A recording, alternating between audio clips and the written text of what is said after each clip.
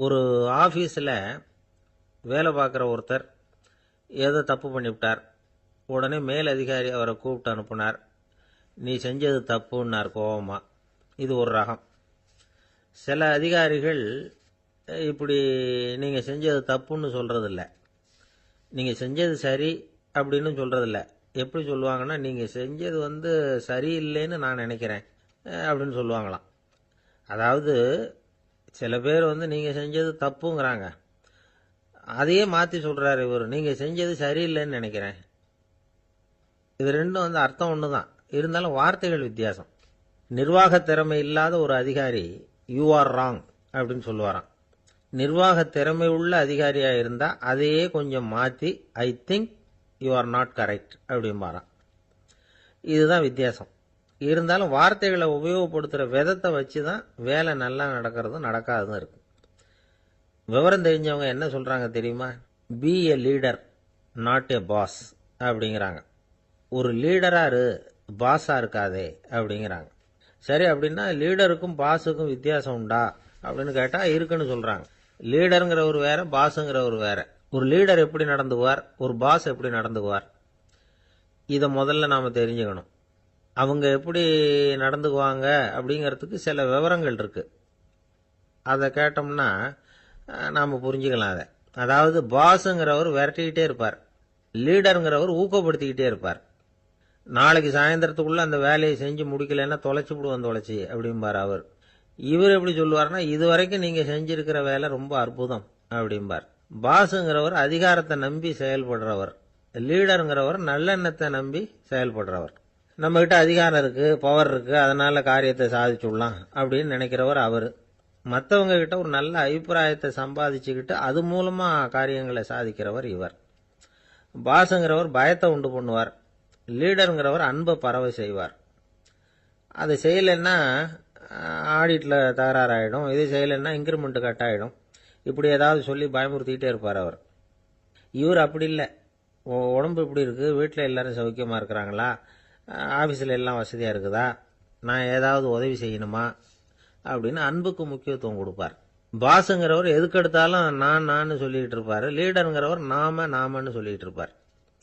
பாஸுங்கிறவர் தப்புக்கு காரணம் யாருன்னு பார்ப்பார், லீடருங்கிறவர் தப்பு என்னன்னு பார்ப்பார். இதுதான் ரெண்டு பேருக்கு வித்தியாசம். The boss shows who is wrong, the leader shows what is wrong அப்படின்னு சொல்லுவாங்க. இந்த காரியம் எப்படி செய்யப்பட்டிருக்கு அப்படின்னு தெரிஞ்சுக்கிறவர் பாஸ். இந்த காரியத்தை எப்படி செய்யணும்னு செஞ்சு காட்டுறவர் லீடர். பாஸுங்கிறவர் பணியாளர்களை திட்டுவார், லீடர் மரியாதைக்குரியவராக நடத்துவார், அதுக்குரியவராக அவர் நடந்துக்குவார். செய்கிற வேலையை ஒரு சுமையா நினைக்க வைக்கிறவர் பாஸ், செய்கிற வேலையை ஒரு சந்தோஷமா ஆக்குறவர் லீடர். ஒரு முதலாளியா இருக்கிறவர் அல்லது ஒரு நிர்வாகியா இருக்கிறவர் இது மாதிரியான நுணுக்கங்களை எல்லாம் தெரிஞ்சு வச்சுக்கிறது நல்லது. ஒரு பாஸ் இருக்கார், அவர் ஒரு நாள் ரொம்ப பெருமையா தன்னோட ஆபீஸை பத்தி பேசிக்கிட்டு இருந்தார். எனக்கு கீழே 200 பேர் வேலை செய்யறாங்க சார், நான் ஒரு கோடு கிழிச்சா அவங்க அதை தாண்டாத அளவுக்கு நான் நடந்துக்கிறேன் சார் அப்படின்னார் அவர். அது எப்படி முடியுது உங்களால அப்படின்னு கேட்டோம். நான் கோடே கிழிக்கிறது இல்லை சார் அப்படின்னார். ஒரு ஊர்ல ஒரு ராஜா இருந்தார். அவரு ஒரு நாள் காலையில அரண்மனையில மேல் மாடத்துல நின்றுகிட்டு இருந்தார்.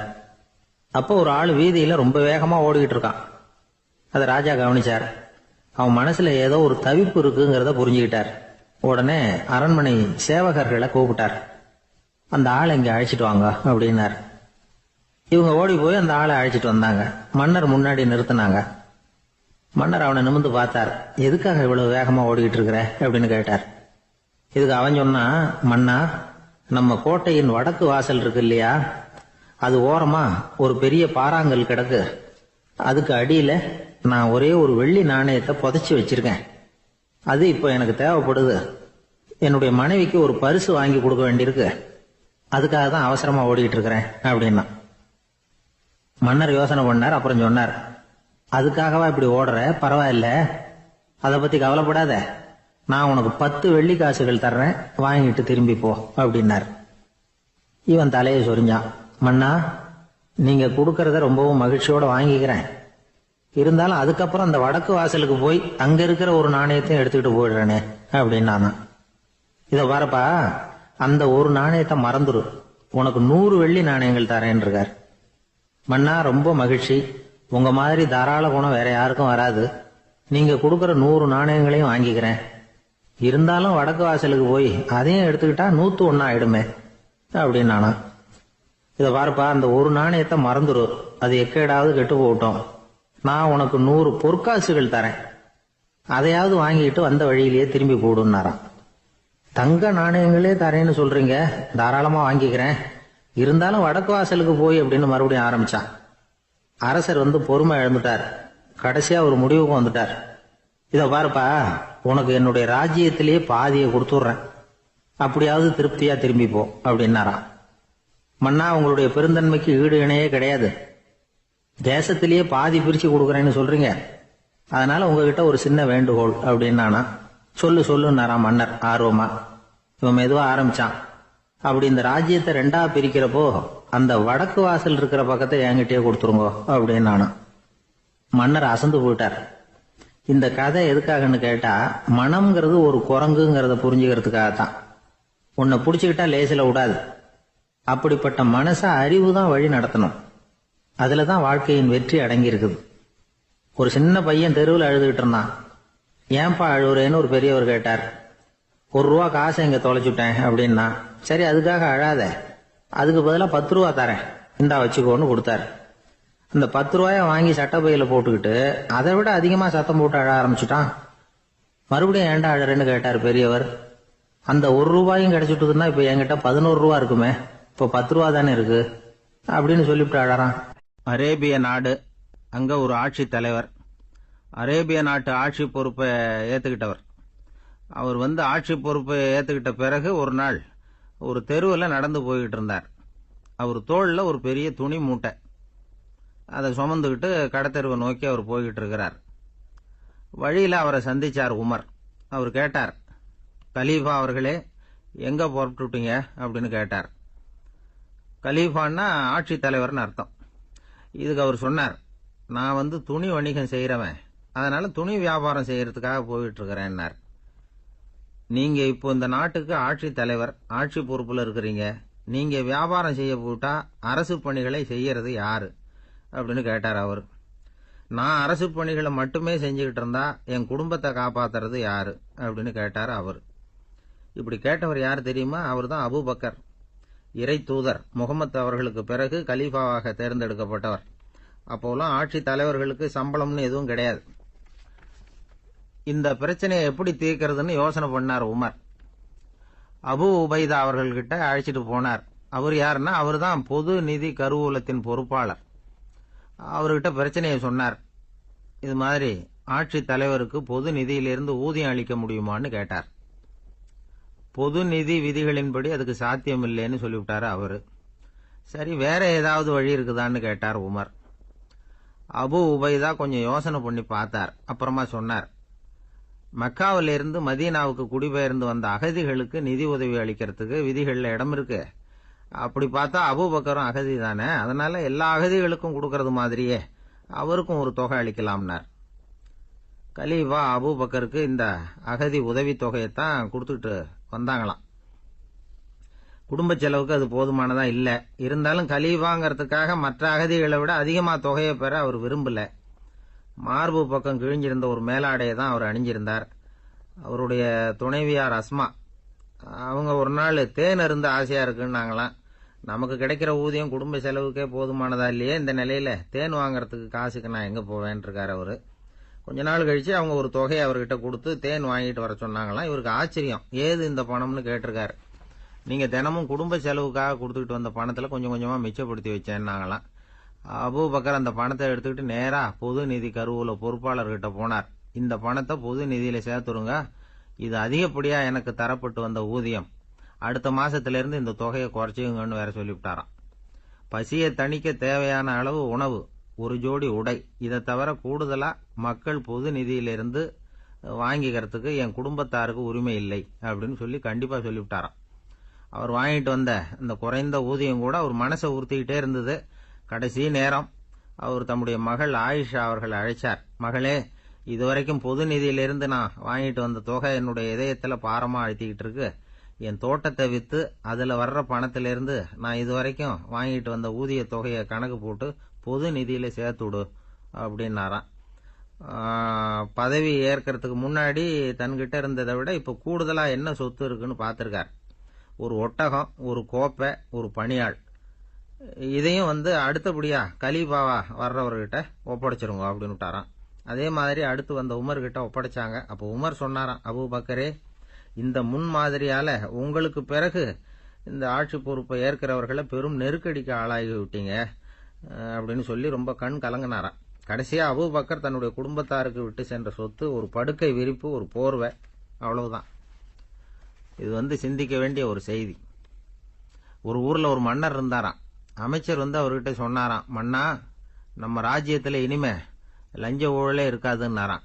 ஆஹா, அப்படின்னா ஊழல் பேர் வழிகளை எல்லாம் நாடு கடத்தியாச்சா அப்படின்னு கேட்டிருக்காரு மன்னர். இதுக்கு அவரு, அப்படி இல்லைங்க, இனிமே கொடுக்கறதுக்கு ஜனங்கள் கிட்ட பணமே இல்லை அப்படின்னாராம். சங்கீத வித்வான்கள்ல பல வகை உண்டு.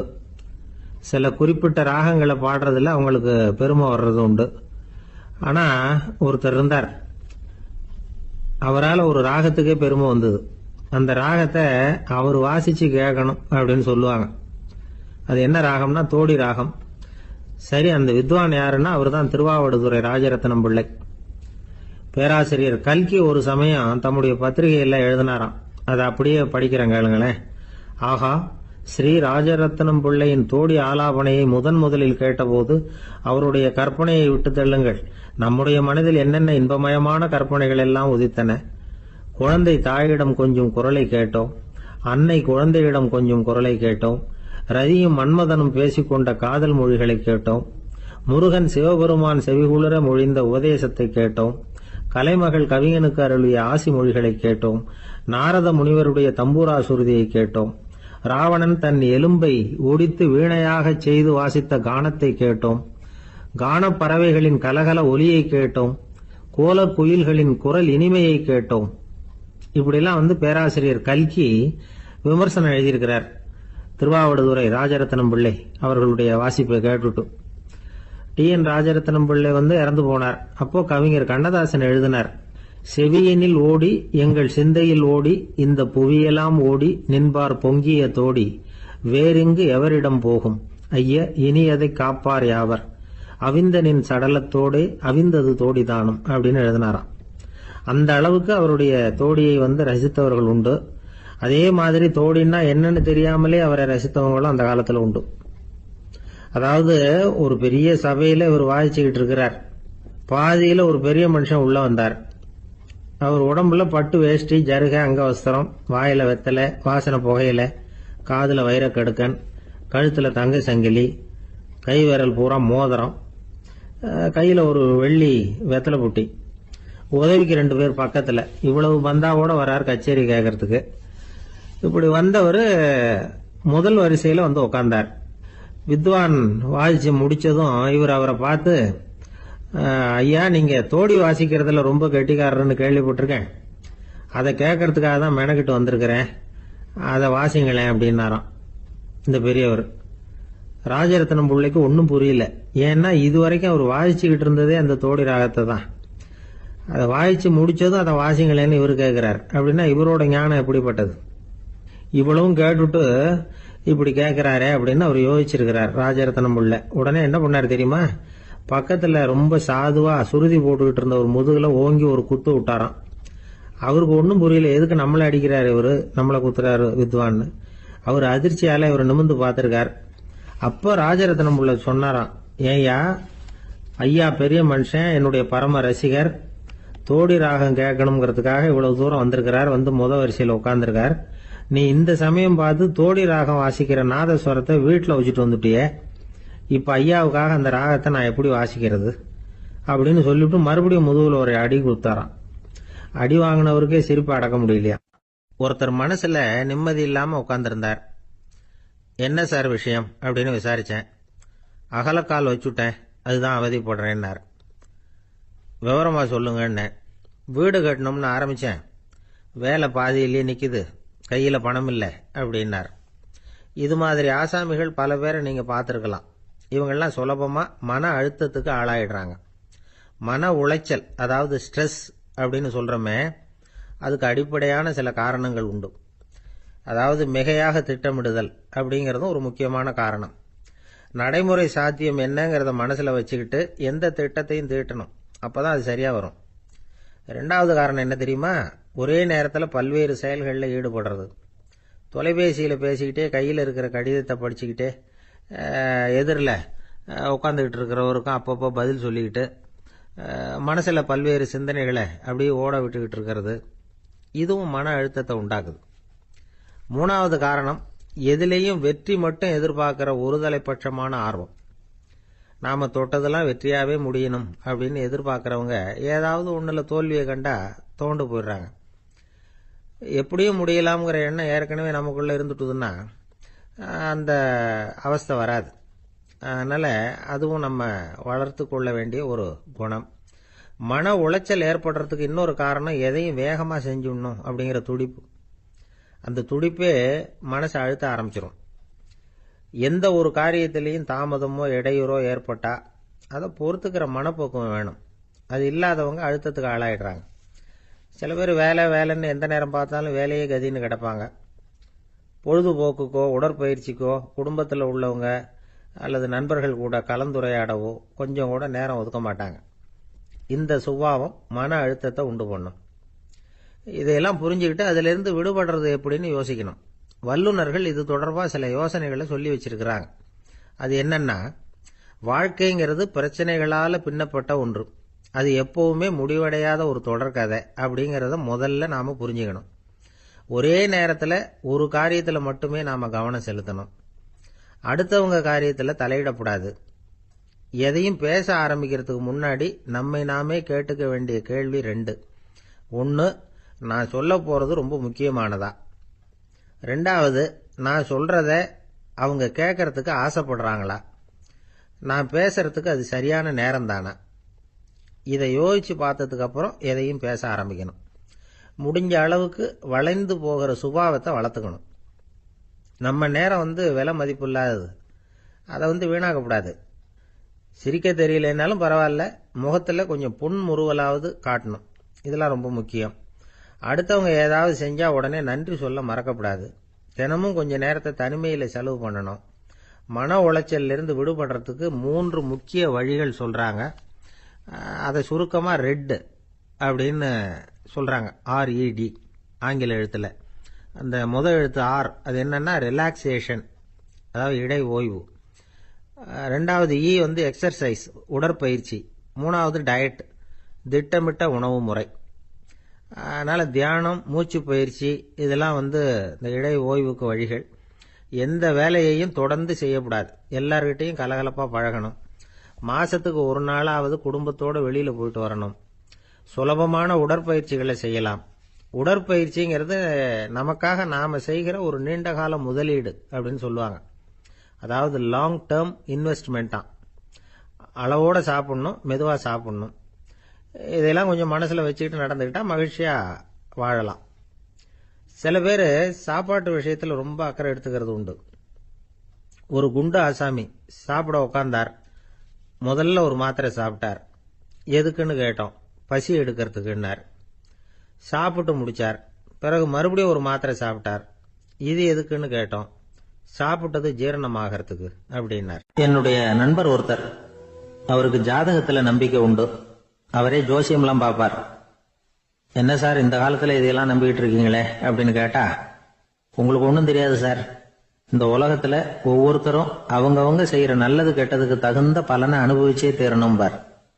அது மட்டும் இல்லை, ஒருத்தர் செத்துட்டா கூட அவன் செஞ்ச பாவ புண்ணியங்கள் கூடவே போய்கிட்டு இருக்கோம் பார். அது எப்படி கூட போவோம் அப்படின்னு குதர்க்கமாக கேட்டா, அதுக்கு அவர் ஒரு கதை சொன்னார். அது ரொம்ப சுவாரஸ்யமா இருந்தது. அது என்ன கதைன்னா, ஒரு ஊர்ல ஒருத்தர் இருந்தாராம். அவர் ஜோசியம் பார்க்கறதுல ரொம்ப கெட்டிக்காரரான். ஒருத்தருடைய தலைமுடியை மட்டும் அவர்கிட்ட காட்டினா போதும், அதை மட்டும் பார்த்துட்டு அவருடைய ஜாதகத்தையே அலசி விடுவாராம். அப்பேற்பட்ட திறமை. அந்த ஆள் ஒரு சமயம் கன்னியாகுமரி கடற்கரைக்கு போயிருந்திருக்கார். அங்க கரை ஓரமா ஒரு மண்டை ஓடு கிடந்திருக்கு. அதை எடுத்து பார்த்திருக்கார். அந்த மண்டை ஓட்டை வச்சுக்கிட்டே அதோட ஜாதகத்தை அலசியிருக்கார். இந்த மண்டை ஓட்டுக்கு உரிய ஆசாமி வாழ்க்கையில ரொம்ப கஷ்டப்பட்டிருக்கணும், நிறைய கஷ்டத்தை அனுபவிச்சிருக்கணும். அது தாங்க முடியாம தான் கடல்ல விழுந்து தற்கொலை பண்ணிட்டு இருக்கான் அப்படிங்கறத அவரு கணிச்சுட்டார். இருந்தாலும் இந்த மண்டை ஓடு இன்னமும் அனுபவிக்க வேண்டியது பாக்கி இருக்கு அப்படிங்கறத அவர் உணர்ந்தாராம். அது சரி, ஒருத்தன் உயிரோடு இருக்கிற வரைக்கும் நல்லது கெட்டதை அனுபவிக்க முடியும், செத்ததுக்கு அப்புறமும் பாக்கி இருக்குன்னா அதை எப்படி அனுபவிக்கிறது? இந்த மண்டை ஓட்டுக்கு இன்னும் கொஞ்சம் பாக்கி இருக்குங்கிறது அவருக்கு புரிஞ்சதே தவிர அதோட அர்த்தம் என்னங்கிறது சரியா விளங்கல. சரி, இதை இன்னும் கொஞ்சம் விவரமா ஆராய்ச்சி பண்ணுவோம் அப்படின்னு நினைச்சுக்கிட்டு அதை தன்னுடைய வீட்டுக்கு எடுத்துட்டு போயிட்டார். அந்த மண்டை ஓட்டை ஒரு பெட்டியில வச்சு பூட்டினார். தன்னுடைய தனி அறையில அதை பத்திரமா வச்சுக்கிட்டார். தினமும் ராத்திரி ஆனதும் தன்னுடைய மனைவியை பார்த்து, நீ போய் பூஜை அறையில தனியா படுத்துக்க அப்படின்னு சொல்லிவிட்டு தினம் ராத்திரி 12 மணிக்கு பெட்டியை திறந்து அவர் பார்ப்பார். மண்டை ஓடு அப்படியே இருந்தது தவிர இன்னும் கொஞ்சம் பாக்கி இருக்குங்கிறதுக்கு அர்த்தம் அவருக்கு விளங்கல. அந்த மண்டை ஓட்டுக்கு இன்னும் என்ன பாக்கி இருக்க போகுது? எப்படியோ ஒரு 10 நாள் போச்சு. அந்த வீட்டம்மாவுக்கு சந்தேகம் வந்துட்டுது. நம்ம வீட்டுக்காரரு நம்மளை தனியா ஏன் தூங்க சொல்றார் அப்படிங்கிற சந்தேகம். உடனே பக்கத்து வீட்டு அம்மா கிட்ட விஷயத்த சொல்லியிருக்கிறாங்க. அந்த அம்மா உடனே, நீ கவலைப்படாத, நான் கண்டுபிடிச்சு சொல்றேன் அப்படின்னு சொல்லிவிட்டாங்களாம். அன்னைக்கு ராத்திரியே ஜன்னல் வழியா எட்டி பார்த்துருக்குறாங்க. இந்த ஆளு மண்டை ஓட்டை கையில வச்சுக்கிட்டு அது திருப்பி திருப்பி பார்த்துக்கிட்டு இருக்கிறான். அதை பார்த்துட்டாங்க. மறுநாள் காலையில அவரோட மனைவியை பார்த்தாங்க. ஏம்மா, உன் வீட்டுக்காரருக்கு நீ முதல் மனைவியா 2வது மனைவியா அப்படின்னு கேட்டாங்களாம். எனக்கு தெரிஞ்ச வரைக்கும் நான் ஒருத்தி தான் அவருடைய மனைவி அப்படின்னாங்களாம் அவங்க. அப்படி இல்ல, நீ அவருக்கு 2வது மனைவி. முதல் மனைவியின் மண்டை ஓட்டை தான் அவர் தினமும் ராத்திரியில எடுத்து பார்த்துக்கிட்டு இருக்கிறார் அப்படின்னாங்க அடுத்த வீட்டு அம்மா. அப்படியா விஷயம் அப்படின்னு சொல்லிவிட்டு கணவன் வீட்டுல இல்லாத நேரமா பார்த்து அந்த மண்டை ஓட்டை எடுத்து கொண்டாந்து ஒரு உரல்ல போட்டு உலக்கையால குத்தி நொறுக்க ஆரம்பிச்சுட்டாங்க. வெளியில போயிருந்த அந்த ஆள் அப்பதான் உள்ள நுழைஞ்சார். மண்டை ஓடு உலக்கை கிட்ட குத்து வாங்கிட்டு இருக்கு. அது அனுபவிக்க வேண்டியது இன்னும் கொஞ்சம் பாக்கி இருக்குங்கிறதுக்கு அர்த்தம் எனக்கு இப்பதான் புரிஞ்சுது அப்படின்னாராம் அவர். இந்த கதையிலிருந்து நாம இன்னொரு நீதியையும் புரிஞ்சுக்கணும். அதாவது நம்ம வீட்டை பத்தி நமக்கு புரியாததெல்லாம் அடுத்த வீட்டு. ஆசைப்படுறதுல தப்பு இல்லை, ஆனா அந்த ஆசை தேவைக்கு தகுந்த மாதிரி இருக்கணும். தேவைக்கு மீறிய ஆசைகள் இருக்கு பாருங்க, அது தேவையில்லை. இந்த கருத்தை வலியுறுத்தது மாதிரி ஒரு கதை உண்டு. தேவேந்திரனுக்கு திடீர்னு வீடு கட்டணும்னு ஒரு ஆசை வந்துதான். வீடுன்னா நாம கட்டுற மாதிரி இல்லை. தேவேந்திரன் வீடுன்னா சும்மாவா? ஒரு பிரம்மாண்டமான அரண்மனை கட்டணும். அது மாதிரி இந்த 3 லோகத்திலயும் ஒரு அரண்மனை கிடையாது அப்படின்னு எல்லாரும் சொல்லணும். இது அவனோட ஆசை. உடனே தேவ தச்சரான விஸ்வகர்மாவை கூப்பிட்டான், உத்தரவு போட்டான். விஸ்வகர்மா தன்னுடைய உதவியாளர்களை எல்லாம் கூப்பிட்டு ஒன்னா சேர்த்துக்கிட்டார். படாத பாடுபட்டு ஒரு பெரிய அரண்மனையை கட்டி முடிச்சார். கட்டி முடிக்க 1000 வருஷம் ஆச்சு. தேவேந்திரன் வந்து பார்க்கறான். அவனுக்கு திருப்தி ஏற்படலை. என்னுடைய அந்தஸ்துக்கு இது ரொம்ப சாதாரணமான கட்டிடம், இதை விட இன்னும் பெருசா கட்டு அப்படின்னா. தேவ தச்சர் திணறி போயிட்டார். அவரால் அதுக்கு மேல எதுவும் செய்ய முடியல. என்ன பண்றதுன்னு யோசனை பண்ணார். நேரா நாரதர் காலில் போய் விழுந்தார். நீங்க தான் என்னை இந்த பிரச்சனையிலேருந்து காப்பாற்றணும்னார். நாரதர் யோசனை பண்ணார். சரி, கவலைப்படாதேன்னார். நேரா இந்திரன் கிட்ட போனார். இந்திரன் வந்து நாரதரை பார்த்த உடனே வாங்கன்னு கூட்டிட்டு போய் அரண்மனையை காட்டினான். இது மாதிரி ஒரு அரண்மனையை நீங்க வேற எங்கேயாவது பார்த்துருக்கிறீங்களா அப்படின்னு ரொம்ப பெருமையா கேட்டான். நான் பார்த்ததில்ல, ஆனா என்னை விட வயசுல மூத்தவர் மகரிஷி லோமேசர், அவர் ஒரு வேளை பார்த்துருக்கிறாரா என்னமோ அப்படின்னார். உடனே அவரை மனசுல நினைச்சு தியானம் பண்ணினார். அடுத்த கணம் லோமேசர் அங்க வந்தார். இடையில ஒரு சின்ன துண்டு, கையில ஒரு கமண்டலம், தலையில ஒரு பாய், அவ்வளவுதான் அவர்கிட்ட இருந்தது. எதுக்காக தலையில எந்த பாய் அப்படின்னு கேட்டான் இந்திரன். என்ன மாதிரி அற்ப ஆயுள் உள்ள ஒரு ஜீவன் தனியா வீடு கட்டிக்கிட்டு திண்டாடணுமா? இந்த பாய் தான் ஒரு வீடு மாதிரி எனக்கு நிழல் கொடுக்குது அப்படின்னார் அவர். என்னது, உங்களுக்கு வந்து அவ்வளவு கொஞ்சமான ஆயுளா அப்படின்னு ஆச்சரியத்தோட கேட்டான் இந்திரன். ஆமா, இதை பாரு, என்னுடைய மார்புல ஒரு பொற்காசு அளவுக்கு ரோமம் உதிர்ந்துட்டுது. எப்போ என் உடம்புல உள்ள எல்லா ரோமமும் உதிர்ந்துருமோ அப்ப என்னுடைய ஆயுள் முடியும் அப்படின்னார். எப்போ அந்த ரோமங்கள் பூரா உதிரும்னு கேட்டான் இவன். ஒரு பிரம்மா மறைஞ்சதும் ஒரு ரோமம் உதிரும். என் உடம்புல உள்ள ரோமங்களின் எண்ணிக்கை எவ்வளவோ அவ்வளவு பிரம்மாக்கள் தோன்றி அவங்க ஆயுள் முடியும் பொழுது என் உடம்புல உள்ள ரோமங்கள் பூரா உதிரும் அப்படின்னார். அப்படின்னா ஒரு பிரம்மாவோட ஆயுள் எவ்வளவு காலம்னு கேட்டான். ஒரு பிரம்மாவுக்கு 100 தேவ வருஷம். ஒவ்வொரு தேவ வருஷத்துக்கும் 365 தேவ நாள். ஒவ்வொரு தேவ நாள்லயும் உன்ன மாதிரி 14 இந்திரர்கள் தோன்றி மறைகிறாங்க அப்படின்னு மகரிஷி லோமேசர் சொல்றார். இதை கேட்டதும் இந்திரன் ஆடி போயிட்டான். அவ்வளவு ஆயுள் உள்ள இவரே அற்ப ஆயுள்னு சொல்றார். நான் என்னுடைய ஆயுளை பெருசா நினைச்சுக்கிட்டு பிரம்மாண்டமான அரண்மனை கட்டணும்னு ஆசைப்படுறேனே அப்படின்னு நினைச்சான். எனக்கு வீடு கட்டின வரைக்கும் போதும்னு விட்டான். அதனால நாமெல்லாம் நம்முடைய தேவைக்கு தகுந்த மாதிரி ஆசைப்படுறது தான் நியாயம். ஆனா அப்படியே நடந்துக்கிறோம். மனுஷன் கடவுளையே ஏமாத்தி காசி வாங்கறதுக்குள்ள ஆசைப்படுறான். ஒருத்தன் கடவுளை நினைச்சு தவம் இருந்தான். கடவுள் நேரில் வந்தார். தேவலோகத்தில் ரூபாய்க்கெல்லாம் என்ன மதிப்புன்னு கேட்டான். அங்கெல்லாம் ரூபாய்ங்கிறது உங்க பணத்தில் 1 கோடி ரூபாய்க்கு சமம். அதாவது தேவலோகத்தில் 1 ரூபான்னா இங்கே 1 கோடி ரூபா. அது மாதிரி எங்களுக்கு ஒரு நாளுங்கிறது உங்க கணக்கில் 1 கோடி வருஷத்துக்கு சமம் அப்படின்னார் கடவுள். அப்படின்னா எனக்கு நீங்க அதிகமா எதுவும் தர வேணாம், உங்க கணக்குப்படி ஒரே 1 ரூபா கொடுங்க, அது போதும்னா இவன் ரொம்ப சாமர்த்தியமா. கடவுள் யோசனை பண்ணார். அது ஒன்றும் கஷ்டம் இல்லை, 1 ரூபா தானே கேட்குற, கொடுத்துட்றேன். ஆனால் இப்போ வரும்பொழுது நான் எடுத்துக்கிட்டு வரல, எங்க கணக்குப்படியே 1 நாள் பொறுத்துக்க பணத்தோட வந்துடுறேன் அப்படின்னு சொல்லிவிட்டு பறந்து போயிட்டார். பந்திக்கு முந்தர ஆசாமிகள் நம்மள பல பேர் உண்டு. அப்படி முந்தறதுக்கு கூட முயற்சி பண்றவங்க நிறைய பேர் இருக்கிறாங்க. இதுல என்ன ஒரு விஷயம்னா, பந்திக்கு முந்தறது கூட தப்பு இல்லை. ஆனா அப்படி ஒரு விருந்துல ஆளா போய் உட்காந்து சாப்பிட்டா கூட வெளியில வர்றப்ப என்ன பெரிய விருந்து வச்சுட்டான், சாம்பார்ல உப்பு இல்லை, ரசத்துல காரம் இல்லை அப்படின்னு குறை சொல்லிட்டே வர்றது இருக்கு பாருங்க, அது சரியில்லை, நாகரிகமும் இல்லை. கல்யாண பத்திரிகையில என்ன போட்டிருக்குது, என் பொண்ணுக்கும் இன்னார் பையனுக்கும் கல்யாணம், எல்லாரும் குடும்பத்தோட வந்திருந்து மணமக்களை ஆசீர்வதிக்கணும், இப்படித்தானே போட்டிருக்கோம்.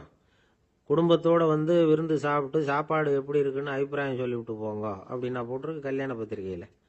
ஒருத்தர் வீட்டு விசேஷத்துக்கு போயிருக்கோம்னா எவ்வளவோ அசௌகரியங்கள் நமக்கு ஏற்படலாம். ஏராளமான கூட்டம் வந்திருக்கும். எல்லாரையும் அவங்க தனித்தனியாக கவனிச்சுக்கிட்டு இருக்க முடியாது. நாம தான் அனுசரித்து நடந்துக்கணும். நாமளா போய் வாழ்த்த வேண்டியவங்களை வாழ்த்தி விட்டு சேரணும். அதை விட்டுட்டு பத்திரிக்கை கொடுத்தானேன்னு போனேன், கவனிப்பே சரியில்லை அப்படின்னு புலம்பிக்கிட்டு இருக்கக்கூடாது. ஒரு விருந்துக்கு போனால் அங்கே எப்படி நடந்துக்கணும் அப்படிங்கிறத பற்றி கூட அனுபவசாலிகள் சில விவரங்கள்லாம் சொல்லியிருக்கிறாங்க. இந்த காலத்தில் கல்யாணம், பிறந்த நாள், அது இதுன்னு நிறைய விருந்துகள் நடக்குது. அதெல்லாம் எதுக்காக? மனித உறவுகளை வளர்த்துக்கிறதுக்காக தான், வேற எதுக்கு? ஒரு விருந்துக்கு போனால் அமைதியாக பொறுமையாக போய் உட்காரணும். அடித்து பிடிச்சிக்கிட்டு இடத்த பிடிக்க போகிறேன் அப்படின்னு நிற்கக்கூடாது. முதல் பந்தி நடந்துகிட்டு இருந்தால் அது முடிஞ்சு இலை எடுத்து சுத்தம் பண்ணதுக்கு அப்புறம் போய் உட்கார்றது தான் நாகரீகம். இலை எடுக்கிறதுக்கு முன்னாடியே அங்கே போய் உட்காந்தா நல்லா இருக்காது. நீங்கள் சாப்பிட்டுட்டு உட்காந்துருக்கீங்களா, சாப்பிட்றதுக்கு உட்காந்துருக்கீங்களா, பார்க்குறவங்களுக்கு சந்தேகம் வந்துடும். அதே மாதிரி இலையில எல்லா ஐட்டமும் பரிமாறினதுக்கு அப்புறம் சாப்பிட ஆரம்பிக்கணும். ஒவ்வொரு ஐட்டமாக வைக்க வைக்க நாம பாட்டுக்கு எடுத்து உள்ளே தள்ளிகிட்டே இருந்தோம்னா எதை வச்சோம் எதை வைக்கலன்னு பரிமாறினவரே குழம்பி போயிடுவார். ஏன்னா எப்போ பார்த்தாலும் இலை காலியாகவே இருக்கும். சாப்பிட்றப்போ உங்கள் சாப்பாட்டையே நீங்கள் கவனிக்கணும். அடுத்தவங்க இலையில என்ன இருக்குது, பக்கத்தில் இருக்கிறவர் எதை அதிகமாக சாப்பிட்றார், இதெல்லாம் நமக்கு என்னத்துக்கு? எல்லாரும் சாப்பிட்டு முடிக்கிற வரைக்கும் பொறுமையாக இருக்கிறது தான் நல்லது.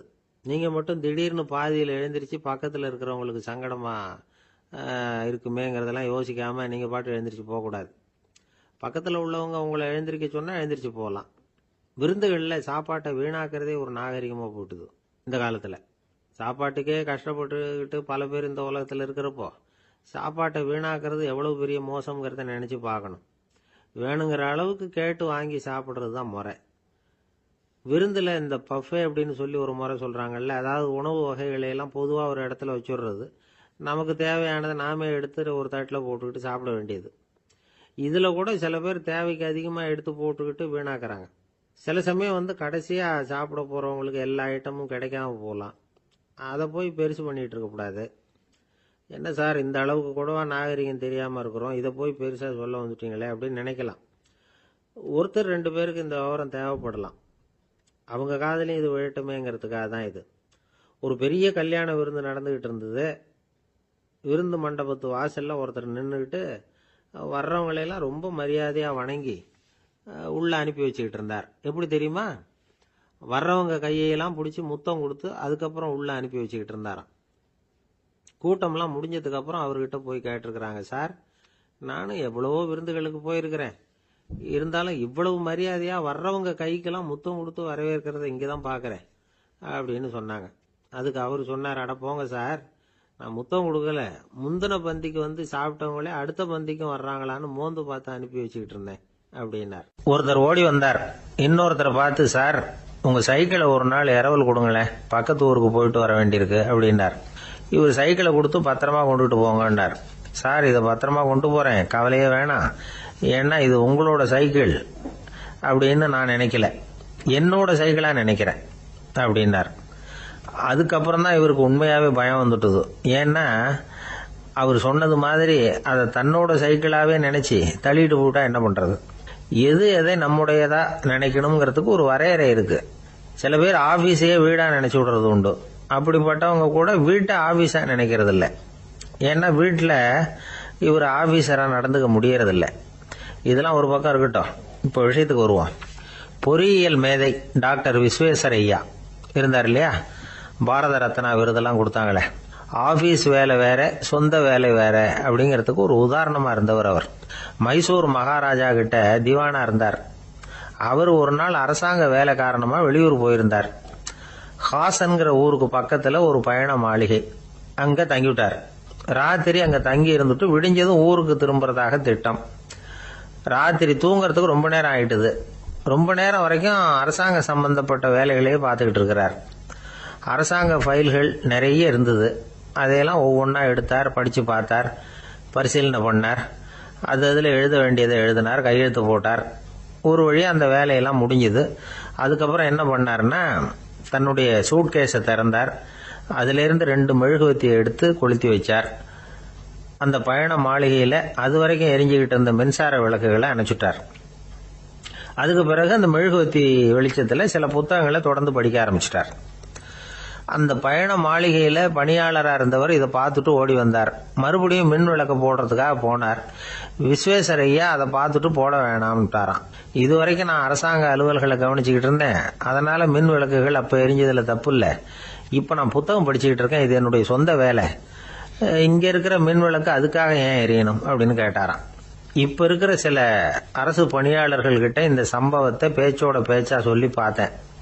அவங்களால இதை ஜீரணிக்கவே முடியல. நேர்மை தேவைதான் சார், அதுக்காக அவ்வளவு தூரத்துக்கு அது தேவையா அப்படிங்கிறாங்க. விஸ்வேஸ்வரய்யா அப்படி பண்ணினது தான் ஒரு நேர்மையாளர் அப்படின்னு இந்த உலகத்துக்கு நிரூபிக்கணுங்கிறதுக்காக இல்லை.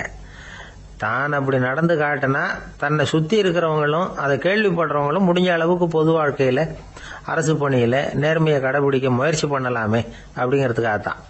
இப்போவும் சில பேர் இருக்கிறாங்க, இவங்க ஆஃபீஸ் வேற வீடு வேறன்னு நினைக்கிறது இல்லை, அவ்வளோ உரிமை. ஒருத்தர் அப்படிதான், அவருக்கு அவசரமாக 5000 ரூபா தேவைப்பட்டது. ஆஃபீஸு பணத்தை எடுத்துக்கிட்டார். அந்த நேரம் பார்த்து ஆடிட் வந்துட்டுது. ஆப்பிட்டுக்கிட்டார். விசாரணை நடக்குது. அவர் சொல்கிறார், சார் நான் நேரம் காலம் பார்க்காம ஆஃபீஸில் வேலை செய்வேன், ஏன்னா அதை என்னோட ஆஃபீஸாக நினைக்கிறேன்.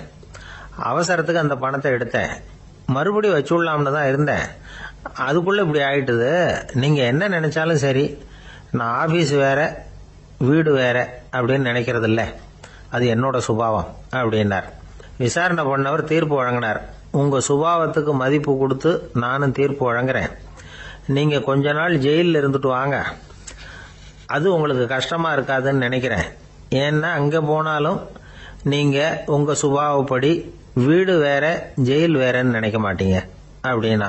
இந்த உலகத்தில் எல்லாருக்கும் மகிழ்ச்சி தரக்கூடிய ஒரு பொருள் எது?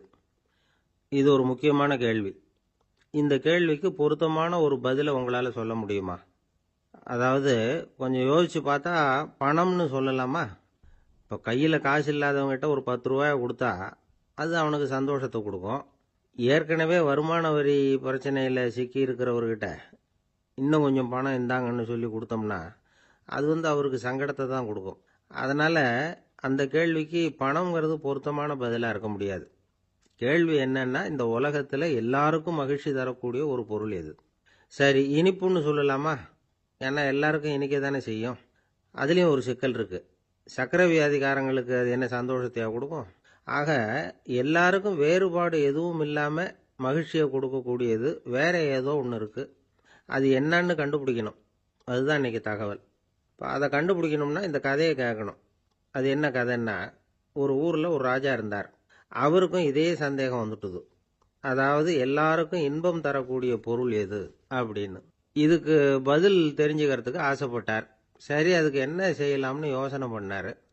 நாட்டு மக்களுக்கு பகிரங்கமாக ஒரு அறிவிப்பு கொடுத்தார். நம்ம நாட்டு மக்கள் இன்பம் தரக்கூடிய பொருள் எதுன்னு நினைக்கிறாங்களோ அதை கொண்டுகிட்டு வந்து அரண்மனையில் உள்ள கண்காட்சி மண்டபத்தில் வைக்கலாம். அப்படி அவங்க வைக்கிற பொருள்களில் எது எல்லாருக்கும் இன்பம் தரக்கூடியதாக இருக்குமோ அதை வச்சவருக்கு 1000 பொற்காசுகள் பரிசு அப்படின்னு அறிவிப்பு கொடுத்துட்டார்.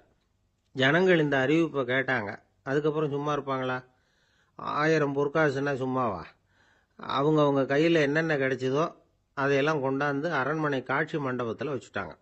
அதுக்கப்புறமா ராஜா அங்கே வந்தார். ஒவ்வொன்றா பார்த்துக்கிட்டே வந்தார். முதல்ல ஒரு குயில் இருந்தது, இனிமையாக பாடக்கூடிய குயில்.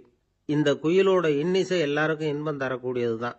இருந்தாலும் காது கேட்காதவங்களுக்கு இந்த இசை எப்படி இன்பம் தர முடியும்? அதனால் இது சரியில்லைன்னு விட்டார். அடுத்தபடியாக போனார். அங்கே என்ன வச்சுருக்குறாங்கன்னு பார்த்தா ஒரு அழகான மயில் அங்கே தோகை விரித்து ஆடிக்கிட்டு இருக்குது. இந்த மயிலோட ஆட்டம் மனசுக்கு இன்பம் தரக்கூடியது தான். இருந்தாலும் பார்வை இல்லாதவங்க இந்த ஆட்டத்தை பார்த்து ரசிக்க முடியுமா? முடியாது. அதனால் இதுவும் சரியில்லை அப்படின்னு சொல்லிவிட்டார். அதுக்கு அடுத்தபடியாக போனார். பல வகையான இனிப்பு பண்டங்களை வச்சுருந்தாங்க. பார்த்தார், வயசானவங்களுக்கும் நோயாளிகளுக்கும் இது இன்பம் தராது, துன்பம் தான் கொடுக்கும் அப்படின்னார். இப்படி ஒவ்வொன்றா பார்த்துக்கிட்டே போகிறார். அழகான மலர்கள், கனிகள், ஓவியங்கள் எதுவுமே பொருத்தமாக தெரியல. சகல பேருக்கும் இன்பம் தரக்கூடிய வகையில் எதுவும் இல்லை. கடைசியாக வந்தார். அங்கே ஒரு களிமண் பொம்மை இருந்தது. அது என்ன பொம்மை தெரியுமா? பசியால் வாடி இருக்கிற ஒருத்தருக்கு ஒரு அம்மா இனிமையாக பேசிக்கிட்டு சோறு போடுறது மாதிரி அந்த பொம்மையை செஞ்சுருந்தாங்க. அதுக்கு கீழே அன்பு அப்படின்னு எழுதியிருந்துதான். ராஜா பளிச்சுன்னு ஒரு முடிவுக்கு வந்தார். அந்த பொம்மையை செஞ்ச சிற்பியை வரவழைச்சார், பரிசு கொடுத்தார். அன்பு ஒன்று தான் எல்லாருக்கும் இன்பம் அளிக்கக்கூடிய பொருள். காது கேட்காதவங்களும் அதை கேட்க முடியும், பார்வை இல்லாதவங்களும் அதை பார்க்க முடியும், குழந்தைகளும் அதை உணர முடியும் அப்படின்னு அதுக்கு விளக்கம் கொடுத்தார் அந்த மன்னர். இந்த உலகத்தில் எல்லாருக்கும் மகிழ்ச்சி தரக்கூடிய ஒரு பொருள் அன்பு தான். அதை புரிஞ்சுக்கிட்டு தான் சில கணவன்மார்கள் மனைவி பேரில் ரொம்ப அன்பை காட்டிக்கிறது வழக்கம். ஒரு வீட்டு வாசப்படி பக்கமாக மழைக்கு ஒதுங்கினார் ஒருத்தர். மழை தூரிக்கிட்டு இருந்தது, இருட்டு நேரம். அந்த வீட்டில் இருந்தவர், இன்னைக்கு ராத்திரி வேணும்னா இங்கேயே தங்கிட்டு காலையில் போங்க அப்படின்னார். உடனே இவர் சொன்னார், ரொம்ப நன்றிங்க, ஒரு 10 நிமிஷத்தில் இதை வந்துடுறேன் அப்படின்னு சொல்லிவிட்டு எங்கேயோ ஓடினார். 10 நிமிஷம் கழித்து திரும்பி வந்தார்.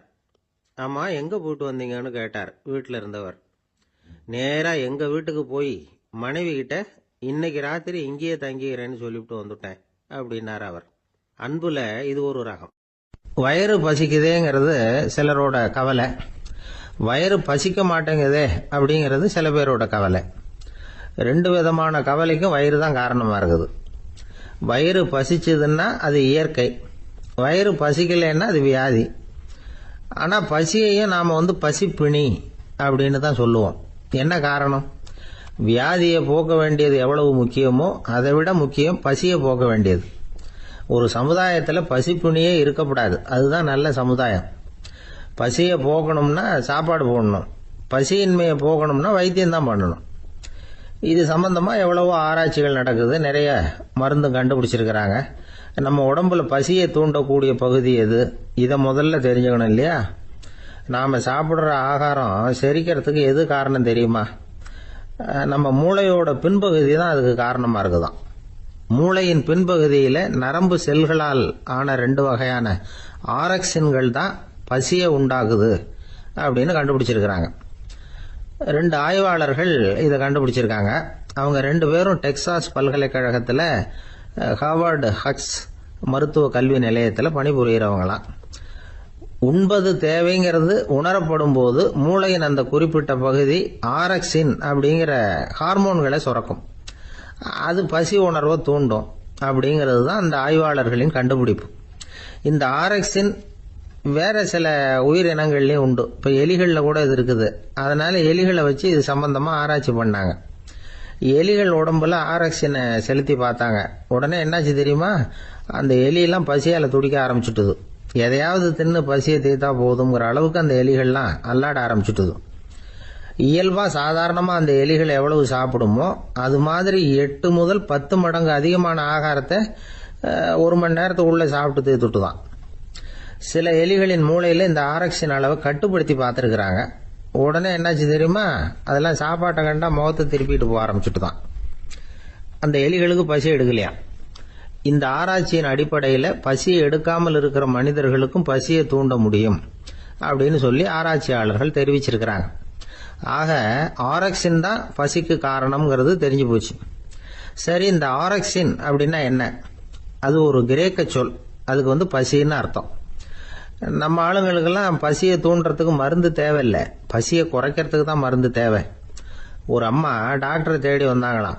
டாக்டர், எங்கள் வீட்டுக்காரருக்கு திடீர்னு அகோர பசி, நிறைய சமைச்சு போடுறேன், அவ்வளவையும் சாப்பிட்டுட்டு கீழே கிடக்கிற குப்பை கூலங்களையும் எடுத்து சாப்பிட ஆரம்பிச்சுடுறார், என்னன்னு கவனிச்சு பாருங்க அப்படின்னாங்களாம்.